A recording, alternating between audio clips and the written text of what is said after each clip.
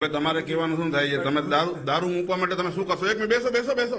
ફિરામ 250 કાલ લઈ આવીશ. આપણે સમીર મકવાણા સમીરભાઈ મકવાણા ડોક્ટર તમને ફિરામ 250 250 તમને આપશે, પણ એ પછી તમે દારૂ પીશો તો મારે શું કરવાનું? કાં તમને જેલમાં મોકલવાના અને કાં તો તમને રિહેબ સેન્ટરમાં મોકલવાના. દારૂ એક મિનિટ, તમે આ ફિરામ પીધા પછી પણ દારૂ પીશો તો રિહેબમાં જવા તૈયાર છો? પણ ફિરામ પીને દારૂ જ ના પી હતી. હાલી વાત કરું છું. ફિરામ તમે પી લેશો પછી પણ તમે જવા તૈયાર છો રિહેબમાં? ઇન કેસ દારૂ તમારે મૂકવો તો જરૂરી છે ને. તમે ખુદે સમજો છો ને દારૂ પીધા પછી ખોટું થાય છે આપણાથી. 250 ફિરામ પી લઈને એટલે દારૂ નો ઘૂંટડો તમે ના પી શકો. બરાબર છે. તો હવે તમે આ દારૂ ક્યાંથી લઈને પીઓ છો? નામ દેશો? કોઈ નથી નામ હોય. મયુર ખેલુભાઈ માડમ, ઉંમર વર્ષ 50. દારૂના એટલા ભયંકર વાળે ચડી ગયો છે કે કોઈના બાપનું માનતો નથી. વધીને 4 કે 5 દિવસ માટે જ દારૂ મૂકી શકે છે. પછી લગાતાર એટલો દારૂ પીએ કે મરવાની હદ સુધી દારૂ પીએ છે. અને પીધા પછી એને કાંઈ ભાન રહેતી નથી. અવડો લાંબો છરો લઈને નીકળી પડે છે અને રિક્ષા સ્ટેન્ડ આગળ જઈને રિક્ષાવાળા એને જોઈને ભાગી જાય છે.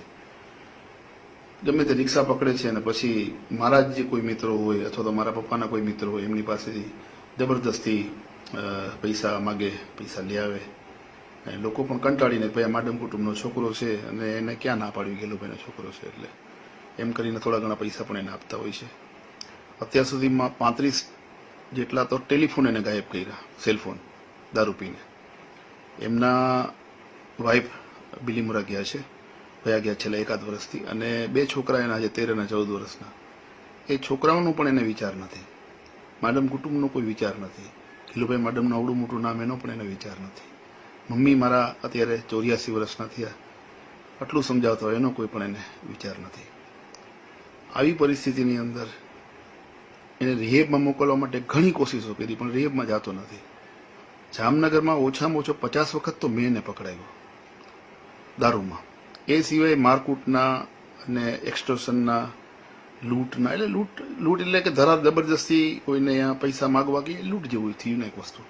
એટલે એ ટાઈપના એની ઉપર ઓછામાં ઓછા મારી દ્રષ્ટિએ 25 થી 30 કેસ છે. અને એ સિવાય દારૂના તો મેં 50 વખત પકડાયો. મેં તમને કીધું છેલ્લા 2 વર્ષની અંદર લગાતાર એને પકડાવું છું. તો આવી પરિસ્થિતિની અંદર હું 2 હાથ જોડીને વિનંતી કરું છું જામનગરના એસપી અને જામનગરના કલેક્ટરને કે મારા ભાઈનું જીવન તમારા હાથમાં છે. રિહેબમાં જતો નથી. જો તમે ધારશો તો એને પોલીસમાં પાસામાં એને કાયદાની પાસાની કલમોમાં એને મોકલશો તો કદાચ 4-5 મહિના જેલમાં રહેશે ને દારૂ એનાથી મુકાશે તો કદાચ બચશે. રિહેબમાં જતો નથી, માનસિક રીતે ટ્રોમામાં છે, તકલીફ પણ છે, એની દવાઓ પણ ચાલુ છે. અને પોલીસમાં જ્યારે પકડાવીએ છીએ એટલે 24 કલાક પહેલાં તેને છોડી દે છે. બી ડિવિઝનમાં જે આ સાહેબ મારું ઘણું રાખે છે, ફોન પણ ઉપાડે છે અને ફોર્સ પણ મોકલે છે, પણ બધું વ્યર્થ છે. બીજે દિવસે એને સવારમાં છોડી દે છે. 24 કલાક પણ પૂરા નથી રાખતા. જો એને 2-3 દિવસ પણ રાખતા હોય ને તો કદાચ એને બીક લાગે. અને જામનગરમાં નથી પીવા દેતા તો એ બસમાં બેસીને ડોલતો ચાલુ થઈ જાય છે. અહીંથી જામનગરથી બસમાં બેઠો હોય ત્યારથી પીવાનું ચાલુ કરે. બિલીમોરા સુધીમાં સાવ કરતા સાવ માજા મૂકી દીધી હોય. એને એ ક્યાં પડ્યો હોય, કઈ હાલતમાં હોય એને ખુદને ખબર નથી હોતી. એટલે એના મગજમાં ડેથ વિશ આવી ગઈ છે. પીને એ મરી જાય કે કોકને મારી નાખે એ પહેલાં હું વિનંતી કરું છું તંત્રને કે એને ગમે તેમ કરીને, એટલા કેસ છે એની ઉપર. જામનગરમાં એટલા કેસ છે, બિલીમોરામાં પણ એટલા કેસ છે, નવસારીમાં પણ એટલા કેસ છે, ચીખલીમાં છે, બધે ઠેકાણે એની ઉપર એટલા કેસ છે. એક વખત એને 4-5 મહિના માટે જેલમાં મોકલી દઈએ તો એ દારૂ એનો મુકાઈ જાય અને કદાચ શક્ય હોય તો બચી શકે. મારા કુટુંબની અંદર મારા કેટલાય કઝિન્સ અને મારા વડવાઓ દારૂના હિસાબે ફના થઈ ગયા. મારા નામ નથી લેવા કોઈના. આજુબાજુ નવા ગામના જેટલા એરિયા છે અહીંયા ચારે બાજુ દારૂ એકદમ ખુલ્લેઆમ વેચાય, જેમ કહું તો ચાલે. અને દેશી દારૂ એટલો બધો મળે છે, વિદેશી દારૂ પણ મળે છે, બધી જાતનો દારૂ મળે છે. કોઈ દિવસ એવું નથી બન્યું કે મેં મયુરને પકડાયો અને મયુરને પોલીસવાળાએ પૂછ્યું દારૂ ક્યાંથી પીધો છે અને બીજા દિવસે દારૂ વેચનાર બુટલેગરને પણ પકડ્યો. એવું કોઈ દિવસ નથી બન્યું.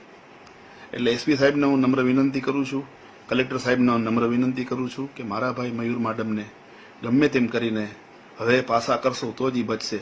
નહીતર એની જીવન હવે મને એમ લાગે છે આ કાયદાના જે રીતે 24 કલાકની અંદર વગર જામીને જાત મુચરકા ઉપર છોડી દેવામાં આવે છે પોલીસ સ્ટેશનેથી, એ કાયદો હવે એને લઈ ડૂબશે અને કદાચ